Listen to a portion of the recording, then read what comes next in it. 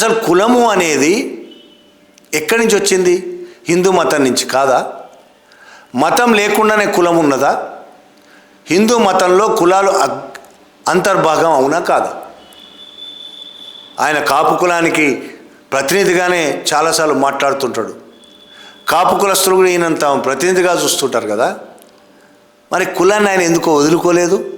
కులం పేరిట విడిపోయి ఉన్నాం హిందూ మతస్థులం అని. హిందూ మతం గురించి మాట్లాడుతున్న వాళ్ళందరూ, అంటే హిందూ మతాన్ని భుజాన్ని వేసుకొని నడుపుతున్న వాళ్ళందరూ, అటు ఆర్ఎస్ఎస్ కావచ్చు, బీజేపీ కావచ్చు, ఇట్లాంటి పవన్ కళ్యాణ్ లాంటి మత రాజకీయాలు చేసేవాళ్ళు కావచ్చు, హిందూ మతం కులాల పేరుతో విడివిడిగా ఉండడం వాళ్ళు సహించలేరు. చాలా బాగుంటుంది ఇది. కానీ హిందూ మతం మాత్రమే ఉన్నప్పుడు వీళ్ళు మిగతా కులాలందరినీ, అగ్ర కులాల వాళ్ళు మిగతా కులాలందరినీ వివక్షాపూరితంగా చూశారు, అణగదొక్కారు, వాళ్ళ కనీస హక్కులు కూడా లేకుండా చేశారు. ఇప్పటికీ హిందూ మతంలో అదే కొనసాగుతున్నది.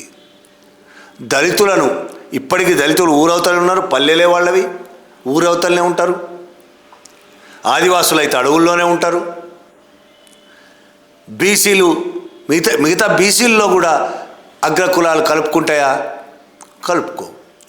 అగ్రకులాలు మాత్రమే రాజ్యం చేయాలి, అగ్రకులాలు మాత్రమే ఈ దేశంలో ఉండాలి. మిగతా వాళ్ళందరూ వాళ్ళ దగ్గర పని చేయాలి, పని చేసేవాళ్ళుగా, శ్రమ చేసేవాళ్ళుగా ఉండాలి. వాళ్ళను వివక్షతో అలాగే చూస్తారు. వాళ్ళతో శ్రమ చేయించుకొని వీళ్ళు బాగుపడతారు.